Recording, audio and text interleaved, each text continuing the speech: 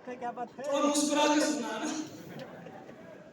एक बार की बात है, एक राजा के यहाँ एक व्यक्ति चाकरी के लिए गया। चाकरी समझते हैं ना, नौकरी के लिए गया। तो राजा से बोला कि हमें अपने यहाँ चाकरी दे दीजिए। तो राजा बोला, ऐसी तुम में कौन सी काबिलियत है जिसकी वजह से तुम्हें चाकरी में रख ले? तो व्यक्ति बोला, हमारे अंदर एक बहुत ही अद्भुत कला है जो हर आदमी में पाई नहीं जाती है। तो बोला, कौन सी कला है तुम्हारे अंदर? तो बोला, हमारे अंदर आदमी को देख के बता देगा ये साला नस्ली है नकली है। क्या बोला? कि हम आदमी को देख के बता देंगे कि ये नस्ली है नकली है। तो बोला, अच्छा यहाँ बिल्कुल। तो उसने कहा, चलो हम आपको अपने यहाँ काम पे रखते हैं और जाओ, आज से तुम्हारी ड्यूटी हमारे अस्तबल में रहेगी। कहाँ रहेगी? आप हमारे घोड़ों की देखरेख करो। वहां आपकी चाकरी लगी, ड्यूटी दे दी गई। वो व्यक्ति लगातार 15 दिन तक ड्यूटी करता रहा। एक दिन राजा को लगा, ऐसा तो नहीं इसने बेवकूफ बना दिया हो और इसे कुछ पता ना हो।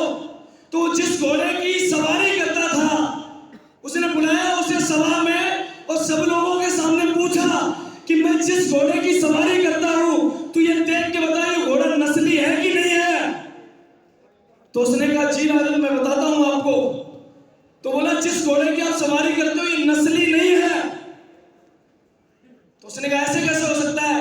जिस व्यक्ति से उसने घोड़ा खरीदा था उसे बुलवाया और बोले, हमने नस्ली खरीदा था लेकिन ये नस्ली नहीं है, क्या है मैटर समझा हमें।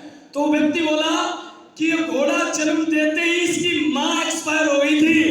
इस घोड़े को हमने गाय के दूध पिला पिला के पाला है, इसलिए नस्ली नहीं है। तो राजा को लगा यार इसने तो बिल्कुल सही बोला है। उसे दोबारा बुलवाया और बोला कि तुझे पता कैसे चला कि नस्ली नहीं है? तो उसने जवाब दिया, राजन ये जब भी चारा खाता है तब ये गाय की तरह गर्दन नीचे करके खाता है, जबकि घोड़ा गर्दन ऊपर करके खाता है, इसलिए नस्ली नहीं है। राजा उससे खुश हो गया। खुश होने के बाद उसे कई बकरियां भेड़े वगैरह दान में दे दी। ले जाओ इन्हें पालो जाके और जाओ। मैं खुश हुआ, प्रसन्न हुआ। कुछ और समय बीता और जैसे ही समय बीता तो एक दिन उसे अपनी रानी पे ही डाउट हो गया। ऐसे ना हो, उसे अपनी रानी पे ही डाउट हो गया और इसे लगा कि रानी हमारे खानदानी नहीं है। तो उसने उसे बुलवाया सभा में और बोला, ये बताइए कि जिसके साथ हमने शादी की है क्या वो रानी खानदानी है, क्या वो नस्ली है? तो बोला, साहब बात बहुत बड़ी पूछ ली आपने हमसे। अगर मैं सही बता दूंगा हो सकता है हमें दंडित कर दे। तो बोला, अगर खता माफ हो तो साहब बता, मैं ये भी दूंगा। तो बोला, जा तेरी खता माफ है, बता कि साहब चला नस्ली तो तुम्हारी रानी भी नहीं है, नस्ली तो रानी भी नहीं है। तो उसने राजा ने तुरंत अपने सास ससुर को बुलवा लिया और उनसे कहा कि बताओ आखिर माजरा क्या है, ये खानदानी क्यों नहीं है? तो राजा था जिसकी बेटी थी उसने बोला कि हमारे पिताजी और आपके पिता के बीच में कौन हुआ था कि हमारे यहाँ बेटी होगी और आपके यहाँ बेटा होगा, तो हम दोनों की शादी करेंगे। आपके यहाँ तो बेटा पैदा हो गया लेकिन हमारे बेटी पैदा नहीं हुई थी, इसलिए हमने बांदी की दासी की बेटी को रानी बना के भेज दिया। ये असली रानी नहीं है। अब उसे उसकी सनक गई। उसने उसे बुलाया, साले तू बता तेरे को पता कैसे चला? ये सुनो, तू बता तेरे को पता कैसे चला कि ये नस्ली नहीं है?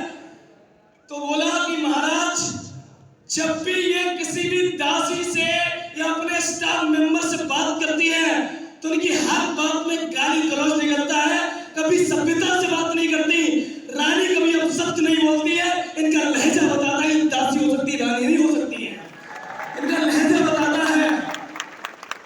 राजा फिर खुश हो गया, उसे 2-3 गधे और दान में दे दिए। ये सुनो, वो हंसी हंसी ले गया गधों को, उनकी सेवा करने लगा।